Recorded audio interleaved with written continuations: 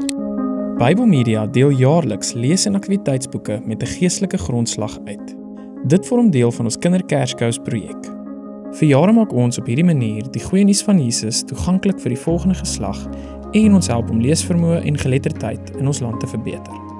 Bybelmedia het van jare hande gevat met Katharina Johnson, oftewel Suster Doekies en haar man Abraham. Hulle het 'n sopkombuis in Visantekraal, 'n armer gemeenskap naby Kaapstad.